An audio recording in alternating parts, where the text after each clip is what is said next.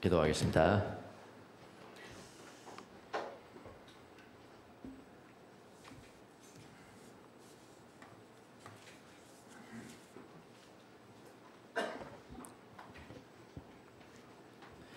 자비로우신 주님, 가난한 마음과 주님만을 갈망하는 마음으로 이곳에 왔습니다. 오늘 또 우리가 살아갈 수 있도록 한 말씀만 허락하여 주옵소서. 주의 말씀이 들려지는 귀한 시간이 될 수 있도록 도와주시고, 그 들은 말씀을 실천할 수 있는 능력까지도 주님께서 이 시간 부어 주옵소서. 부족한 종을 세워 싸운 입술에 기름을 부어주시고, 기록된 말씀을 가장 쉽고 효과적으로 전달할 수 있도록 은혜를 베풀어 주옵소서. 감사하고 예수님의 이름으로 기도하옵나이다. 아멘.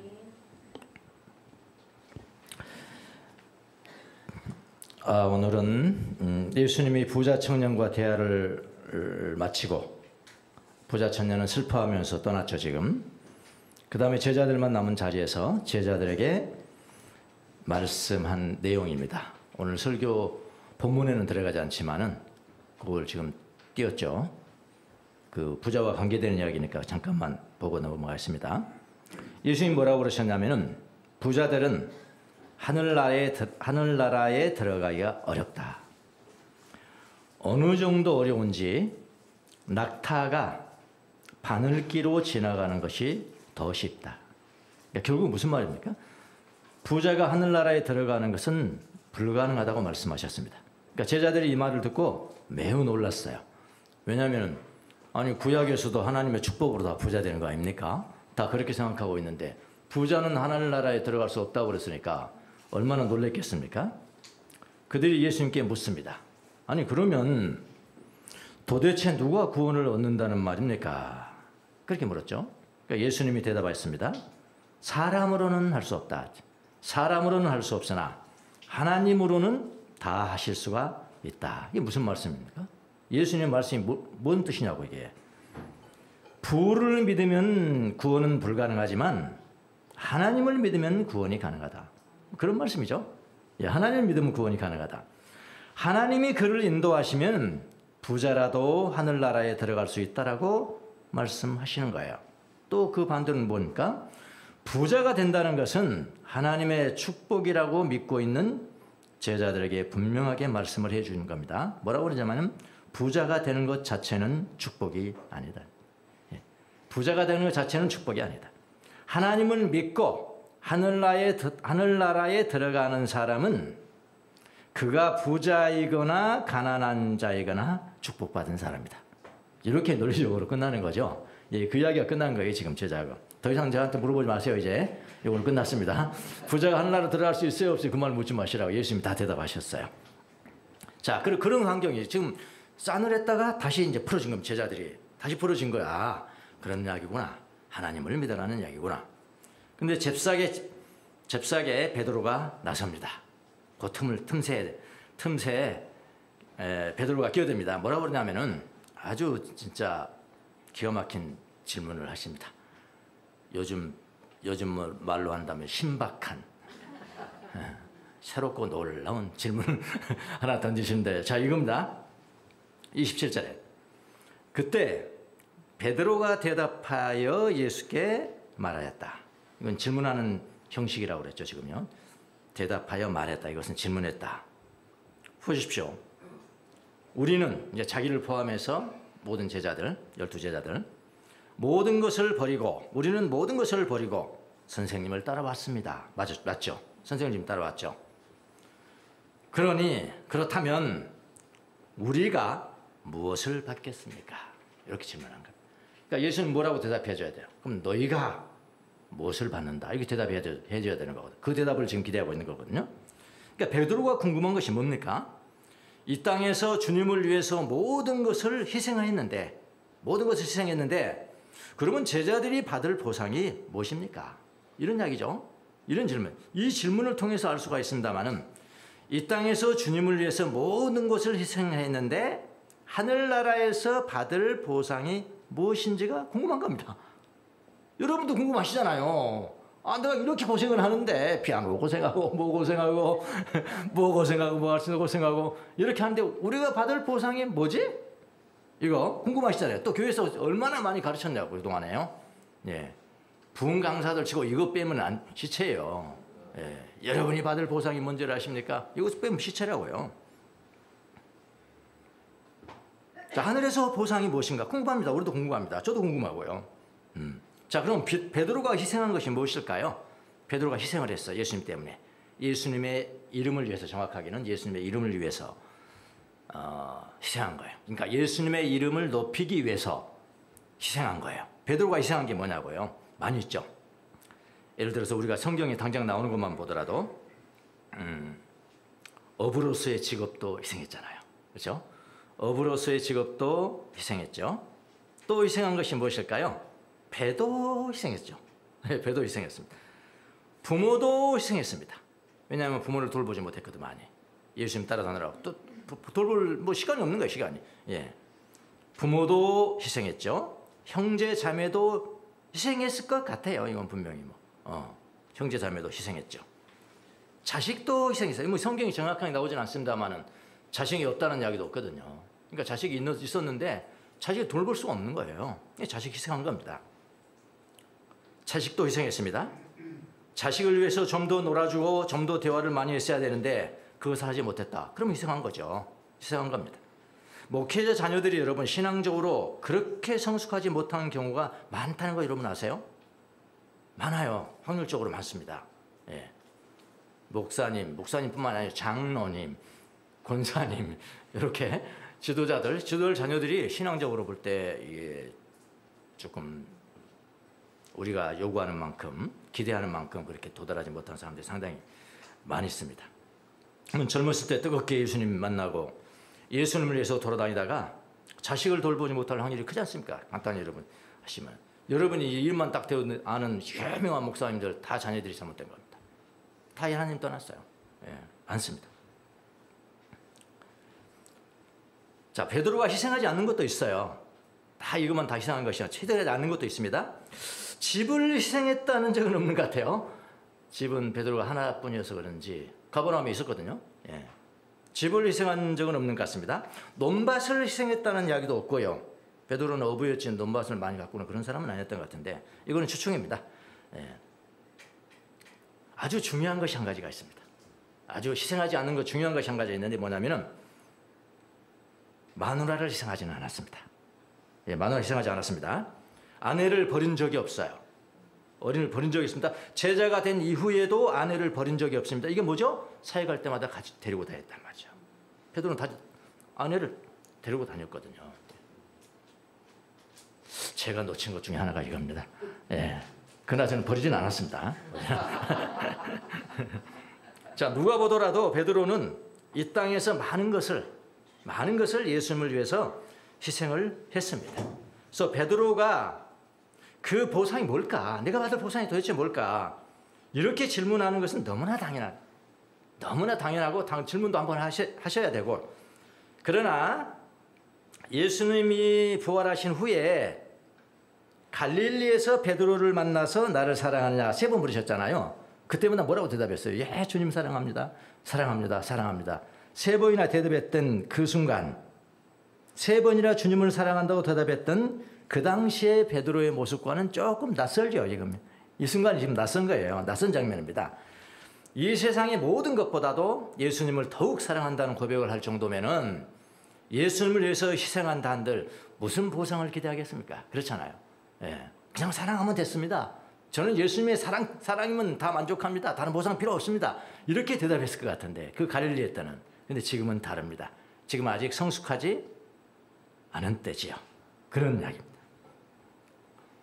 자, 베드로는 제가 보기에도 이 질문이 상당히 비신앙적 질문이거든요. 어떻게 보면 비신앙적 질문이고요.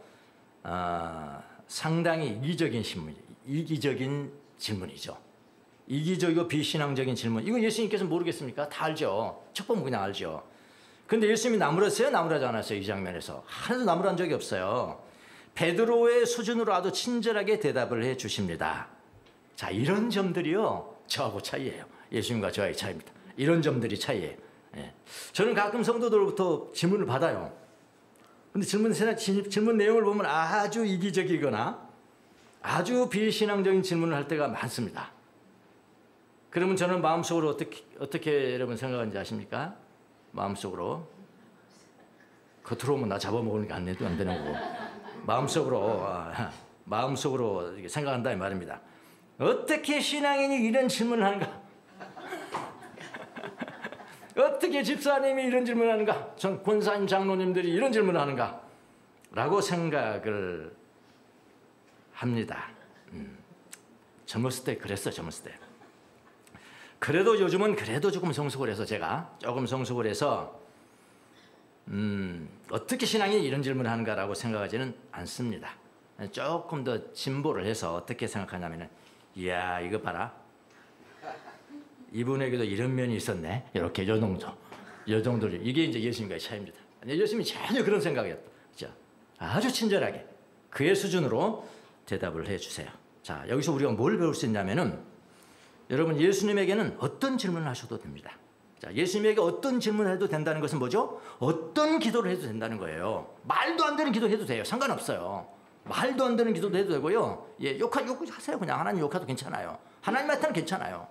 사람의 욕하지 말고요. 하나님 앞에 하시라고 하는 거예요. 어떤 말을 해도 되고 어떤 기도를 질문을 하셔도 됩니다. 모든 질문을 다 격려하세요. 만약 베드로가 저에게 이 질문을 했다고 했습니다. 보십시오. 우리는 모든 것을 버리고 선생님을 따라왔습니다. 그러니 우리가 무엇을 받겠습니까? 라고 질문했다면 저는 무슨 생각부터 했을까요? 그러면 그렇지. 네가 그렇겠지. 그러면 그렇지. 그렇게 생각을 했을 것 같아요. 근데 예수님은 참 탁월한 선생님이십니다. 예수님은 베드로를 전혀 나무라지 않으십니다. 베드로가 이해할 정도로부터 거기서부터 포인트의 시작이야. 시작점. 거기서부터 대답을 해 주시는 거예요. 그리고 그것으로 끝나지 않습니다. 그것으로 끝나지 않고요. 그것으로부터 시작하여 조금 더 높은 것도 대답해 주시고요. 그리고 정말로 예수님께서 대답하고자 했던 궁극적인 답이 있어요. 궁극적인 답. 그것까지 대답을 해주세요. 참 신기하죠? 신기합니다. 예수님이 꼭 알려주고자 원하시는 것까지 알려주십니다. 이것을 뭐라고 하나? 예수님은 최고의 선생님이십니다. 또 다른 말로 말할까요? 이냐시오식으로 대답을 해볼까요? 이냐시오. 예수님의 교육하기라. 그렇게 하겠다. 예수님의 교육하기라. 자, 예수님의 대답이 뭡니까? 우선 베드로가 아주 알기 쉽게 이야기를 해줘요. 우선 뭐라고 그러냐면은 그럼 너희들 위해서 특별한 자리가 있지. 이래. 특별한 자리가 있어. 염려하지 말어. 특별한 자리가 있어. 그게 28절이에요. 28절. 예수께서 그들에게 말씀하셨다. 내가 진정으로 너에게 말한다.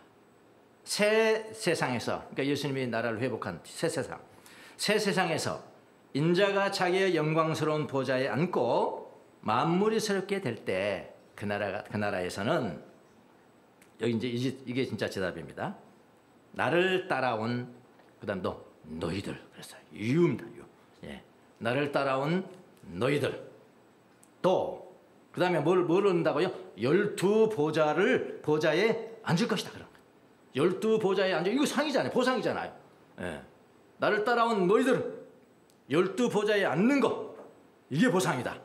근데 그 12보좌에서 앉아서 뭐 하잖아요? 12지파, 이스라엘의 12지파를 심판할 거예요. 이거 어느 정도입니까? 우리 여기까지 알고 있잖아요. 12지파를 우리가 심판한데 그렇게 이야기하지 않습니까? 그러니까 정확하게 예수님께서 너희들은 12보좌에 앉을 것이라고 대답을 해주세요. 예수님이 회복하는 새로운 나라에서 12제자들인 너희는 12보좌에 앉을 것이다. 너무 정확한 대답이죠. 너무 정확한 대답을 해주십니다. 거기서 12지파, 이스라엘의 12지파를 심판할 것이라고 말씀을 해주십니다. 자, 제자들이 이걸 들었어요. 지금 예수님의 대답을 들었습니다. 얼마나 흥분했을까요? 여러분 짐작이 되십니까? 흥분되잖아요. 와, 우리가 그러면 그렇지. 우리가 말이야 특별히 12보좌 앉는 거는구나. 우리가 이스라엘 12지파를 심판하는구나. 와, 우리는 특별한 사람들이야. 그렇게 외칠 정도의 이건 예수님의 대답 아닙니까? 굉장하죠? 그런데 예수님은 거기에 그치지 않아요. 이건 시작이에요. 시작점입니다. 시작점은 제일 밑에라는 거예요. 밑에. 그 다음 점점 올라가는 거예요. 그치지 않습니다. 거기서 그 점으로부터 시작해서 더 깊은 것을 알려주세요. 더 깊은 거. 29절 보시겠습니다. 29절. 뭐라고 그러냐면 아까 이제 처음 시즌 끝났어요. 그래 너희들은 12보좌에 앉을 거야. 그리고 12지파를 심판하는 거야. 그리고 나면 내 이름을 위하여 집이나 형제나 자매나 부모나 자녀나 논밭을 버린 사람은 몇 배? 100배나 받을 것이요 또 영생을 상속받을 것이다. 이렇게 말씀해 주세요. 좀 더 정확하게 볼게요. 예수님의 이름을 위하여 집이나 형제들이나 자매들이나 부모나 자녀들이나 논밭을 버린 사람은 100배를 받고요. 그 다음에 영생을, 그 다음에 카이로 연결돼, 카이. 영생을 상속받을 것이라고 말씀을 해주세요. 이건 좀 중요하니까 헬라어로 한번 보도록 하겠습니다. 한번 띄워보세요.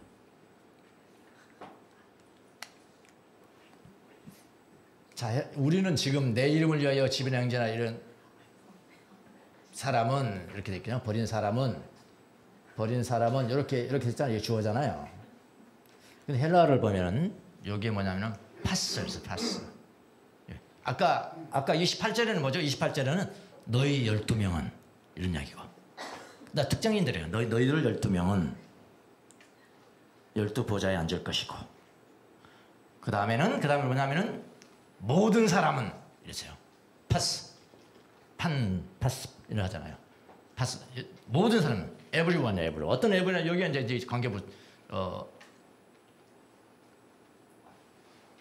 여기 보니까 여기 오이키아스 여기는요 집입니다. 집이 복수예요. 다가구 주택이 아니라 뭐지? 집 두 채 이상 가진 사람이 뭐라 그래? 이거 가져봤어야 알지. 다주택 소유자. 네, 다주택 소유자인 것 같습니다. 그래서 집들이에요, 집들. 집들을 버린 사람, 모든 사람. 집들을 버린 모든 사람. 그 다음에 해는 혹은이에요, 혹은. 아델푸스니까 형제들, 복수입니다. 형제들을 버린 모든 사람. 이렇게 됩니다. 예.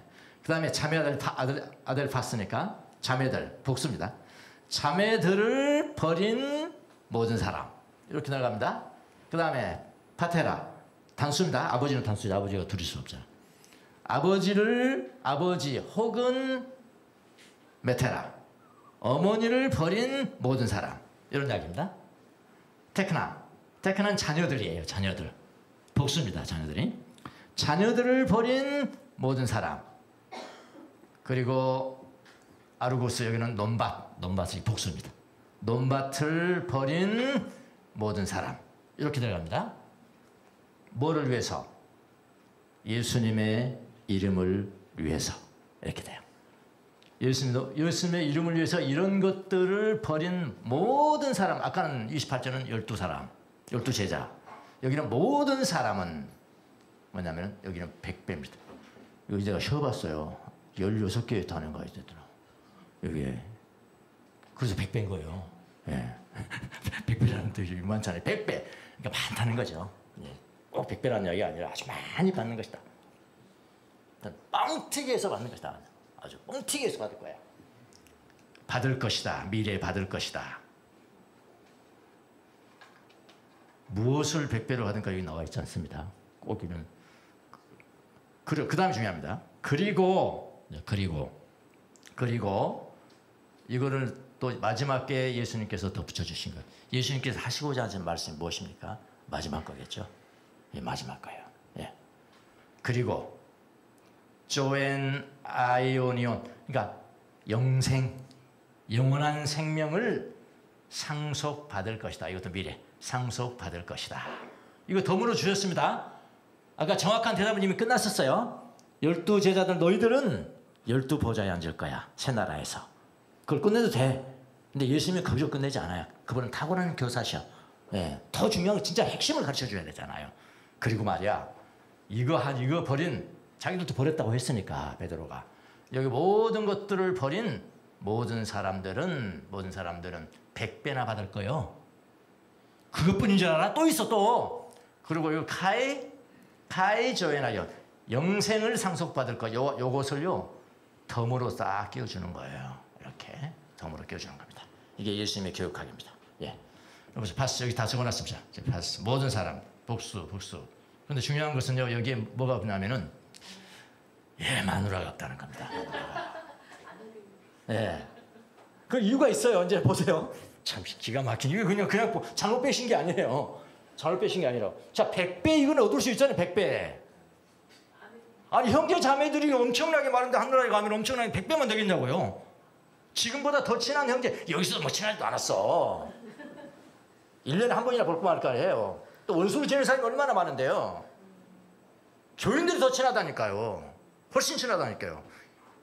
미우나 고우나 일주일에 한 번씩은 봐야 되니까 다. 여러분이 형제간 일주일에 한 번씩 보냐고요. 못 본다니까요.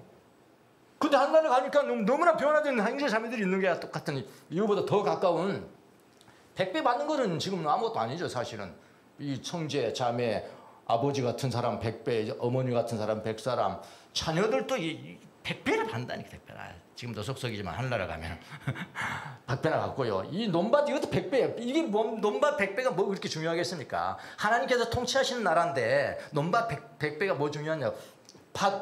집 100배가 뭐가 그렇게 중요하겠냐고요. 예. 사람 그런 거. 근데 말이요. 마누라가 100사람이나 만난다? 그렇게 믿는 종교가 있잖아요. 이슬람들은 그렇게 믿는다고 그러던데.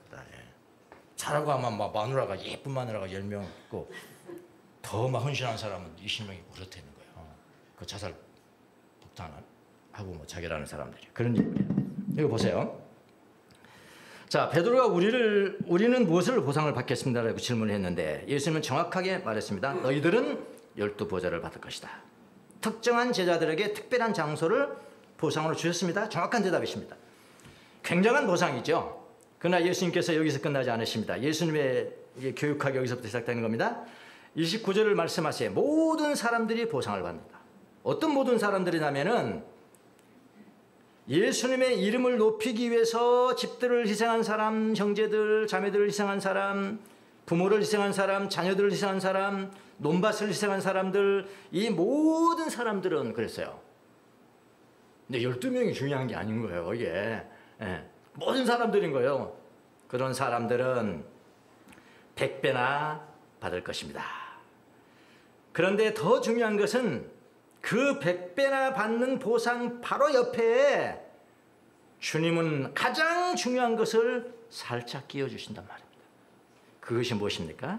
바로 영생 상속입니다. 영생을 얻는 것, 영생을 상속하는 것을 살짝 끼워주세요. 그러니까 영생 보상을 100배의 보상 옆에 살짝 끼워주셨다. 저는 그렇게 표현했습니다. 100배의 보상 이상으로 귀중한 영생을 상속하는 것, 그것을 끼워주셨단 말입니다. 이것을 끼어팔기라고 이야기합니다. 원래 끼어팔기는 불법이에요. 공정거래법에 의하면. 타행은 그 불법이라고요. 예. 근데 끼어팔기, 예수님이 끼어팔기를. 근데 끼어팔기라는 것은 보잘것없는 물건이잖아요. 근데 예수님의 끼어팔기는 완전히 다른 거예요, 이게. 예? 한 1억짜리 물건을 사는데 100억짜리를 끼워준다니까요. 그렇게 생각하시면 되겠 이런 장사 있습니까, 여러분? 이런 장사 어디 있습니까? 예수님이 있으신 거예요. 이건 예수님만 하시는 거예요. 끼어팔기의 물건이 더 비쌉니다. 주님은 그런 장사를 하세요. 우리를 이해시키기 위해서 그렇게 하시는 거예요. 그런데 영생을 상속한 것은 12제자인 특별한 사람에게만 주는 것이 아니, 이게 중요한 거예요. 그 사람들만 주는 것이 아니고 예수님의 이름을 높이기 위해서 희생한 모든 사람들에게 주셨다고요. 모든 사람한테 주죠. 그러니까 예수 믿는 모든 사람들이 받는 거예요, 그게요. 자, 12제자에게는 12보좌를 주셨고 주님을 위해서 희생하는 모든 사람에게는 100배 보상을 주시고 그렇게 나와요. 100배 보상을 주시고 또 주님을 위해서 희생한 모든 사람들에게는 가장 중요한 무엇을 주셨냐면은 영생 상속을 주십니다. 자, 100배 보상 여러분 궁금하시죠? 저도 궁금해요. 100배 보상이 되면 어떤가? 잘 애매한 거 정해드립니다. 제가 지금 예수님의 이름을 위하여 집들이나 형제들이나 자매들이나 부모나 자녀들이나 논밭을 벌인 사람은 100배를 받고 영생을 상속받을 것이라고 하셨어요.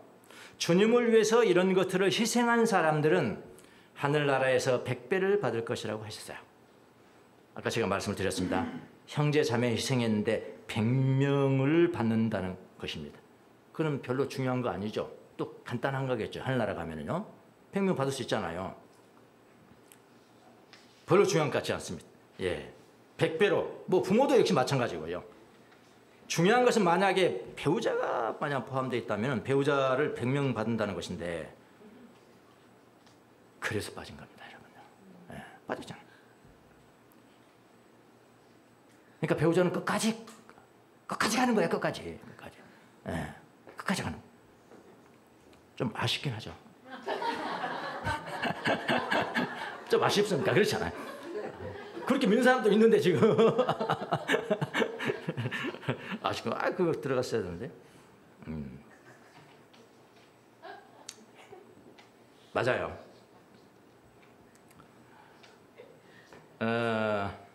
예수님의 이름을 빙자해서 배우자를 희생하는 일은 없어야 합니다. 성경에 아내나 남편은 없습니다. 하늘나라에는 다 형제 자매들이니까 사람들 100배로 받는 것은 아무 일도 아니에요. 그거는 아무 일도 아닙니다. 너무나 아름다운 사람들을 받는 거예요. 하나님 하늘 백성은 영으로 맺어진 영촌이니까 배로 받는 것도 아무 염려가 없고요. 아무 염려가 없습니다. 예. 집이나 부동산 100배 받는 거 그거 뭐 그리 중요합니까? 그리 중요하냐고요. 그곳에서는 하늘나라의 통치가 있는 곳이고 그곳에 사는 사람들에게는 땅 100배는 별로 그렇게 중요하지 않습니다. 가장 중요한 보상은 무엇입니까, 여러분? 주님의 통치가 미치는 곳에 이른다는 거. 그게 뭐냐? 영생을 상속한다. 상속이 뭡니까? 아무 일도 안 하고 가만히 있는데 그냥 어느 날 탁 떨어져? 그게 상속이에요. 아무 대가도 없이 그냥 탁 떨어져? 상속이에요. 어떤 사람, 무슨 사람, 어디 상속 재산이 있는지도 까마득고 모른데 어떤 사람이 다 찾아줘? 그게 상속이에요. 영생이 그런 것이에요. 구원이 그런 거예요.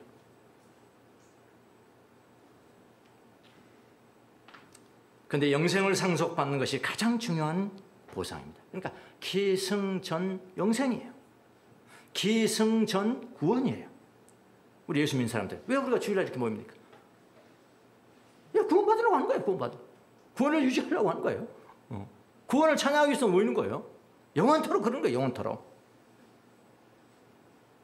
12보좌보다 더 중요한 것은 중요한 보상은 영생이에요. 영생. 100배 보상 받는 것보다 더 중요한 보상이 무엇입니까? 영생 상속이에요. 그러니까 예수님 가르치는 걸 보세요.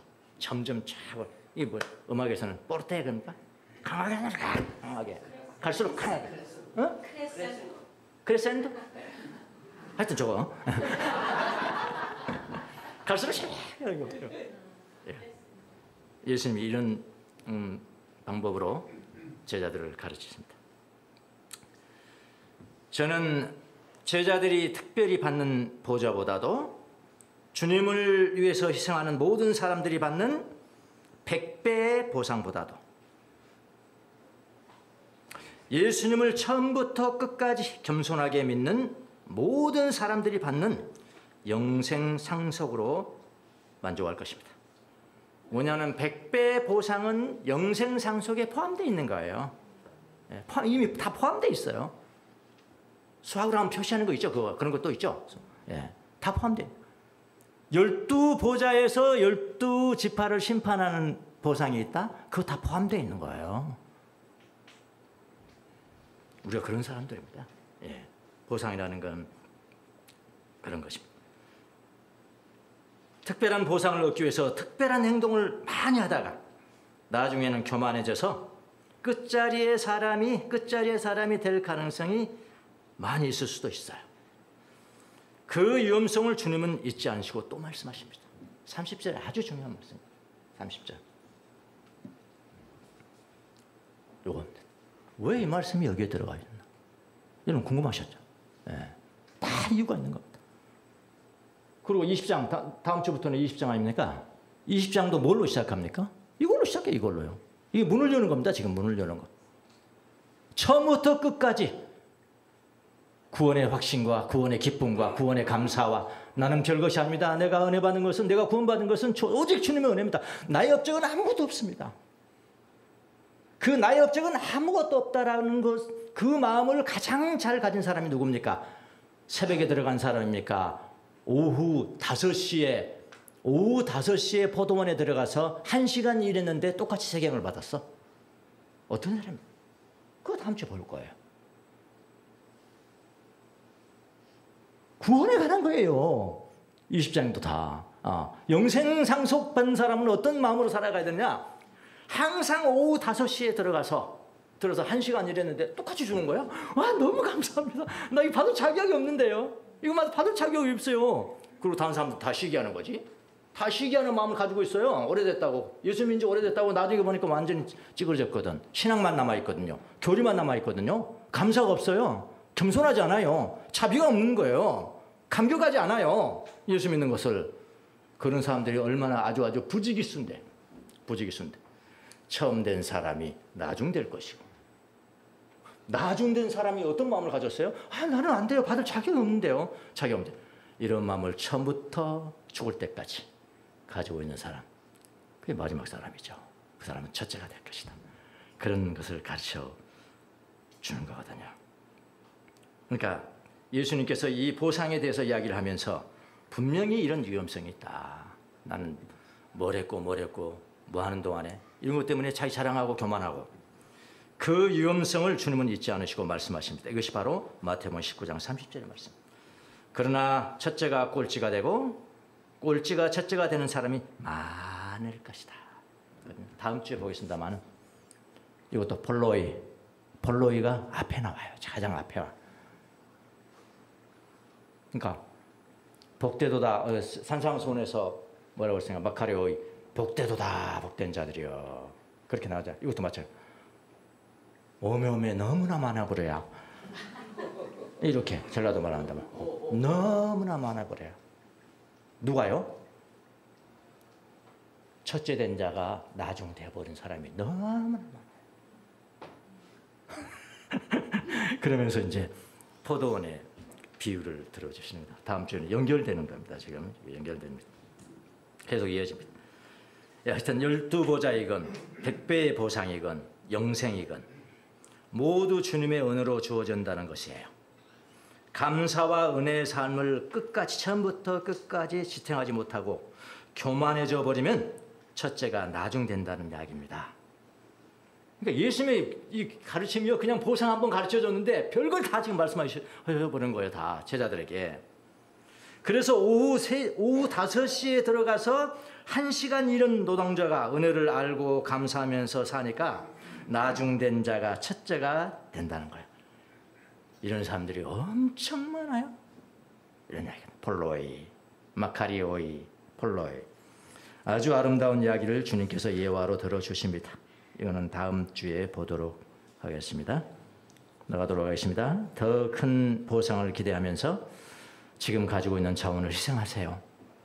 희생하십시오. 주님 보상해 주십니다. 주님의 인정을 받기 위해서 사람의 인정에는 노할 수 있도록 하십시오. 그러나 기억하십시오. 하늘나라에서 아무리 많은 보상을 받는다 해도 영생상속의 보상을 능가하지는 않습니다. 그런데 이 영생상속이 어떤 나라의 특징이 있습니까? 처음부터 끝까지 은혜와 감사를 잊지 마십시오. 예수님의 가르침이 이런 겁니다. 제가 푸코라는 사람을 지난 시간에 이야기했잖아요. 푸코. 그 사람은 특별하게 또 하나님께서 이제 각 그 시대에 따라서 사람들을 세워서 하나님의 나라를 가르치는데 특별한 그 은사를 주시고 가르침을 주시는 거 굉장히 우리가 중요한 거예요. 신앙의 전통 대단히 중요한 거예요. 그 사람들을 배우고 그 사람이 주장한 것을 배운 것이 아니라 하나님이 그를 통해서 우리에게 주신 메시지를 배우는 거예요. 무슨 말인지 아시겠죠? 그래서 이렇게 예화를 드리는 겁니다. 그분이 이제 예수님의 삶을 세 가지로 보셨다니까. 세 단계. 하나는 나사렛에서의 삶. 나사렛 산 것이 30년 동안 거기 사셨어요. 30년을 사셨고 그게 나사렛이죠. 그 다음에 중간에 40일 동안 광야에 살았으니까 광야의 삶이 있고요. 그 다음에 나머지 3년, 2년, 하여튼 뭐 3년을 말씀을 선포하며 살았죠. 가장 화려한 삶이 뭘까요? 말씀을 선포한 거 아닙니까? 말씀을 사도적인 말씀을 선포하고 병자를 거치고 죽은 자를 살리는, 이거는 화려하거든요. 화려해. 이게 화려하면 사람들이요, 교만해지기 쉬워요. 예수님이니까 그걸 참으신 거지. 교만하지 않으신 거지. 모든 사람들은 교만하기 쉬워. 내가 했어, 내가 한 거야, 내가 고친 거야, 내가 이런 일을 이렇게, 내가 네 업적이 이래. 그럴 때는 어디로 돌아가야 되느냐? 나사렛의 삶으로 돌아가야 돼요. 나사렛의 삶은 어떤 삶입니까? 이름이 나질 않아요. 그냥 숨겨져 있어요. 이름이라는 거 숨겨져 있어요. 그 생활이 30년이라니까요.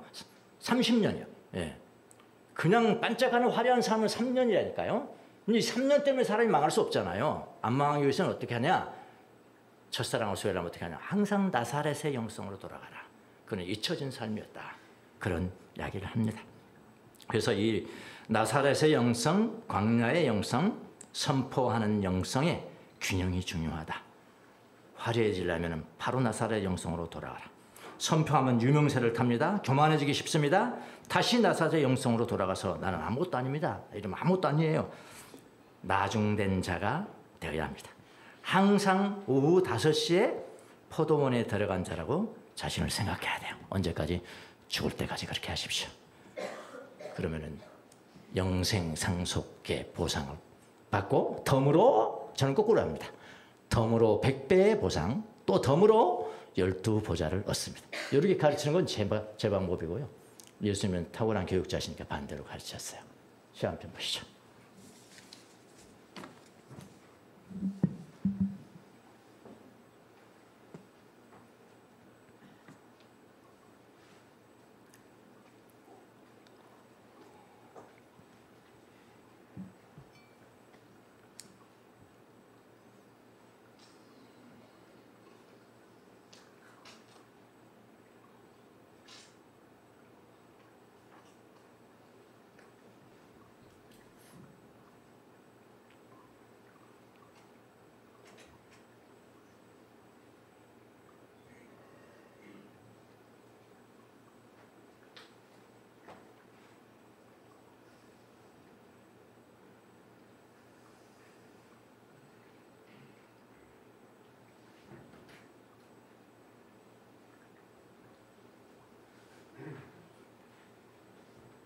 네, 무슨 시인지 아시겠죠? 어떻게 저런 시를 썼을까요? 소금을 보고 겸손을 생각. 그러니까 시인이겠죠? 예, 기도하겠습니다.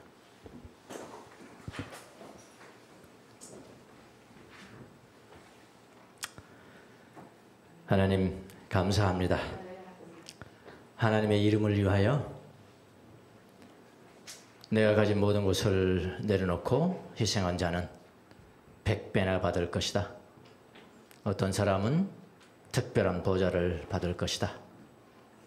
그리고 덤으로 영생을 상속할 것이다. 그러나 처음 된 자가 나중되고 나중된 자가 1등이 될 것이다. 이 말씀 속에서 주님의 교훈을 배웁니다. 주님, 처음부터 끝까지 겸손과 감사와 기쁨과 감격을 유지하면서 걸어갈 수 있도록 은혜를 베풀어 주시고, 오후 5시에 들어가서 1시간 동안 일하고 모든 것을 받은 노동자의 기쁨과 노동자의 마음, 자세를 잊지 않고 살아가는 저희들이 될 수 있도록 은혜를 베풀어 주시옵소서. 그래서 영생을 상속함으로 말미암아 그것도 받았지만은 100배의 보상을 받고, 그것도 받았지만 12보좌에서 12지파를 심판하는 보상도 얻는 귀한 종들이 다 될 수 있도록 은혜를 베풀어 주시옵소서. 감사하고 예수님의 이름으로 기도합나이다. 아멘.